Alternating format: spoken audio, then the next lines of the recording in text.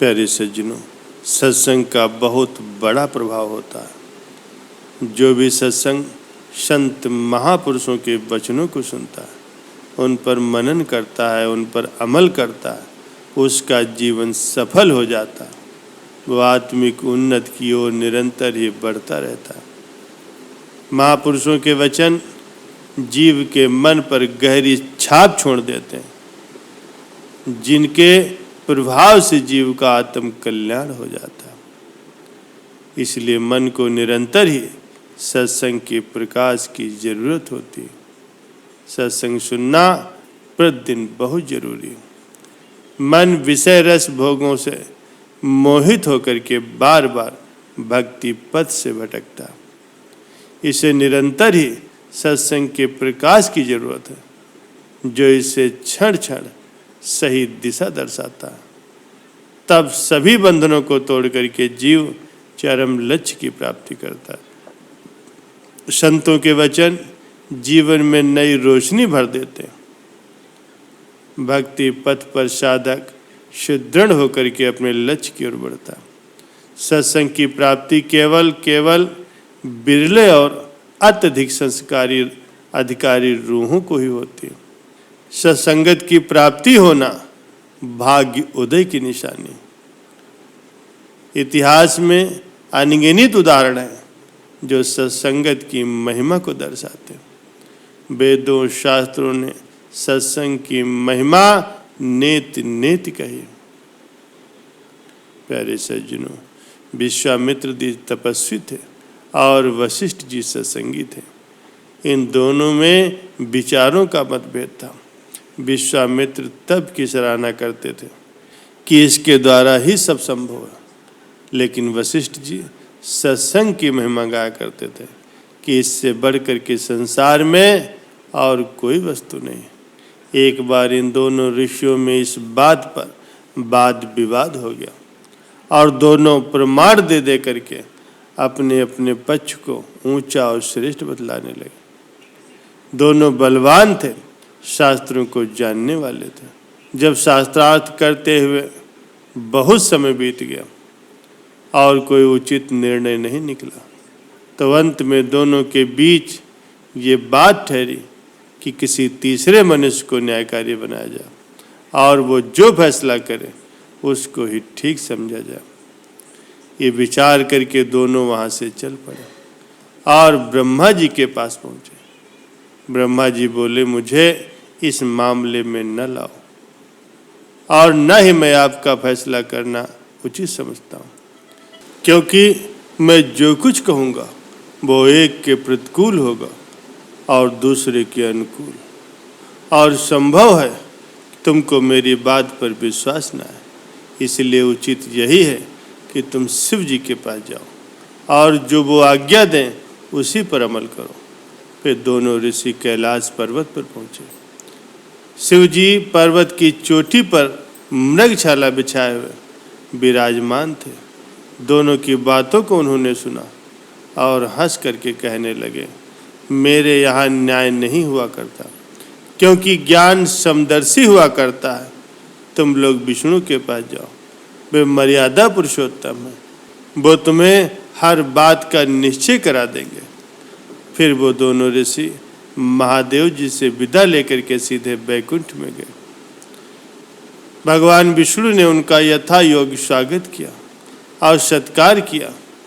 फिर दोनों को आसन पर बिठाया और शांति के साथ पूछा, बताइए आप लोगों का कैसे आना हुआ। दोनों ने हाथ बांध करके प्रार्थना की, भगवान सत्संग और तप की महिमा पर झगड़ा हो रहा है, आप ही न्याय करें, इन दोनों में कौन विशेष है। विष्णु भगवान बोले, मैं तुम्हारा झगड़ा मिटा तो दूं, परंतु मेरे विचार में उचित यही है कि तुम दोनों शेष नाग जी के पास जाओ, वे भली भांति ही झगड़े को समाप्त कर देंगे। विष्णु भगवान की आज्ञा पाकर के दोनों वहाँ से विदा हुए और पाताल में जा पहुँचे। शेष जी अपने सहस्त्र मुखों से भगवान के नाम की स्तुति कर रहे थे। उन्होंने जाते ही उन्हें प्रणाम किया और बैठ गए। शेषनाग जी इनको देख करके बोले, आओ ऋषियों, कैसे दर्शन दिए। दोनों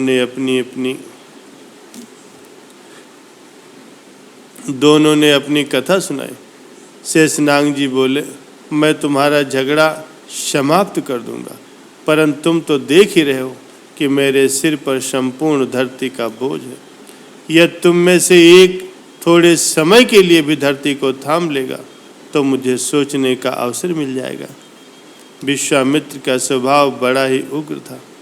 तुरंत उठे और अपने तप का बल दे करके धरती को कंधों पर उठाने लगे, परंतु जो ही धरती का बोझ कंधों पर पड़ा एकदम से घबरा उठे। महाराज, ये बोझ मुझसे नहीं सहा जाता। शेषनाग जी बोले, वशिष्ठ जी अब तुम उठाओ। वशिष्ठ जी ने कहा, हे धरती, यदि मैंने यथार्थ रूप से सत्संग किया है तो एक पल भर का मैं तुझे फल देता हूँ, तो ठहर जा। वशिष्ठ जी का ये कहना था कि धरती अडोल हो गई। शेषनाग जी बोले, देखो विश्वामित्र, फैसला तो आपसे आप हो गया, अब बोलो क्या चाहते हो। शेषनाग जी ने विश्वामित्र जी से कहा। ये सुन करके उन्होंने शेषनाग के चरणों में मस्तक झुकाया और वहाँ से विदा होकर के अपने अपने आश्रम में वापस चले गए। इसीलिए कहा भी गया है, तप के वर्ष 1000 हों, शत संगत घड़ी एक, तो भी नहीं बराबरी सुखदेव किया विवेक। इस प्रकार योग, यज्ञ, जप, तप और ज्ञान आदि कोई भी सत्संग की बराबरी नहीं कर सकता। सत्संग की महिमा इन सब से ऊपर है। जो लोग संतों के सत्संग में जाते हैं उनके मार्ग में ये सीढ़ियाँ आपसे आप तय हो जाती हैं, और जो साधन शास्त्रों में कहे गए सत्संग में आ जाने से वो स्वयं ही प्राप्त हो जाते हैं। इसके लिए कुछ अलग से विशेष साधन करने की आवश्यकता नहीं रहती। प्यारे सज्जनों, इसीलिए कहा गया है, रहमत तेरी जिस जीव पर हो वही सत्संग में जाता है, मेहर तेरी जिस पर हो दाता वही तेरे गुण गाता है। मनुष्य के जीवन में अशांति, परेशानियां तब शुरू हो जाती जब मनुष्य के जीवन में सत्संग नहीं होता। मनुष्य जीवन को जीता चला जाता है, लेकिन इसके बारे में नहीं सोचता कि जीवन को कैसे जिया जाए। मनुष्य ने धन कमा लिया, मकान बना लिया, शादी कर ली, परिवार हो गया, बच्चे हो गए, गाड़ी खरीद ली, ये सब कुछ कर लिया। ये सब कर लेने के बाद भी मनुष्य का जीवन सफल नहीं हो पाता, क्योंकि जिसके लिए ये जीवन मिला था उसको तो मनुष्य ने समय दिया ही नहीं, और संसार की वस्तुएं जुटाने में ही अपने समय को नष्ट कर दिया। जीवन मिला था प्रभु का होने के लिए, प्रभु को पाने के लिए, लेकिन मनुष्य माया का दास बन करके माया की प्राप्ति के लिए इधर उधर भटकने लगता है। और जिस मनुष्य का और इस तरह मनुष्य का ये कीमती जीवन नष्ट हो जाता। जिस अनमोल मनुष्य जीवन को पाने के लिए देवता लोग भी तरसते हैं, उस जीवन को मनुष्य व्यर्थ में गंवा देता है। देवता लोगों के पास भोगों की कोई कमी नहीं है, लेकिन फिर भी देवता मनुष्य जीवन जीना चाहते हैं, क्योंकि मनुष्य देह पाकर के ही भक्ति का पूर्ण आनंद और भगवान की सेवा तथा हरि कृपा से सत्संग का सानिध्य मिलता। संतों के संग से मिलने वाला आनंद तो वैकुंठ में भी दुर्लभ है।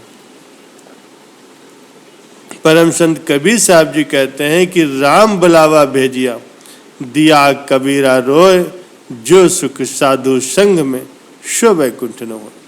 और रामचरितमानस में भी वर्णन है कि तात स्वर्ग अपवर्ग सुख, धरि तुलाए का अंग, तूल न ताहि सकल मिल, जो सुख लव सत्संग। हे तात, स्वर्ग और मोक्ष के सभी सुखों को तराजू के एक पल्ले में रखा जाए तो वे सब मिल करके भी दूसरे पल्ले में रखे गए उस सुख के बराबर नहीं हो सकते जो क्षण मात्र के सत्संग से मिलता है। सत्संग की बहुत बड़ी महिमा है। सत्संग तो वो दर्पण है जो मनुष्य के चरित्र को दिखाता है और साथ ही साथ चरित्र को सुधारता भी। सत्संग से मनुष्य को जीवन जीने का पता चलता है। सत्संग से ही मनुष्य को अपने वास्तविक कर्तव्य का पता चलता है। श्री रामचरितमानस में भी वर्णन आया है कि सत संगत मुद मंगल मूला, सोई फल सिद्ध सब साधन फूला। अर्थात सत्संग सभी मंगलों का मूल है। जैसे फूल से फल और फल से बीज और बीज से वृक्ष होता है, उसी प्रकार सत्संग से विवेक जागृत होता है और विवेक जागृत होने के बाद भगवान से प्रेम होता है और प्रेम से प्रभु की प्राप्ति हो। जिन प्रेम किया तिन ही प्रभु पायो। सत्संग से मनुष्य के करोड़ों करोड़ों जन्मों के पाप नष्ट हो जाते हैं। सत्संग से मनुष्य का मन और बुद्धि शुद्ध होती है। सत्संग से ही भक्ति मजबूत होती। एक घड़ी आधी घड़ी, आदि से पुनियाद, तुलसी संगत साधु की, हरि कोटि अपराध। सत्संग में बताई जाने वाली बातों को जीवन में धारण करने पर आनंद की प्राप्ति होती है और प्रभु से प्रीत बढ़ती है। आज मनुष्य की मन और बुद्धि विकारों में फंसती जा रही है। मनुष्य हर पल चिंतित रहता है, हमेशा परेशान रहता है। इन सब का कारण अज्ञानता है। भगवान ने अनमोल रतन मानव जीवन अशांत रहने के लिए नहीं दिया। भगवान के प्रति जब तक पूर्ण समर्पण नहीं होगा तब तक विवेक की प्राप्ति नहीं होगी और बिन सत्संग विवेक न हो। मनुष्य का कर्तव्य क्या है और अकर्तव्य क्या है, ये सारी बातें सत्संग से ही पता चलती हैं। सत्संग संसार के प्रति सभी आसक्तियों को नष्ट कर देता है। भगवान कहते हैं कि मैं यज्ञ, वेद, तीर्थ, तपस्या और त्याग से भी वश में नहीं होता, लेकिन सत्संग से मैं जल्दी ही भक्तों के बस में हो जाता हूँ। इसीलिए सत्संग की बहुत बड़ी महिमा है। जीवन में सत्संग को हमेशा ही बनाए रखना चाहिए और जब भी जहाँ भी सत्संग सुनने या जाने का मौका मिले तो दुनिया वालों की परवाह किए बिना ही पहुँच जाना चाहिए, क्योंकि सत्संग बहुत दुर्लभ और जिसे सत्संग मिलता है समझ लो उस पर ईश्वर की कृपा हमेशा बनी रहती है।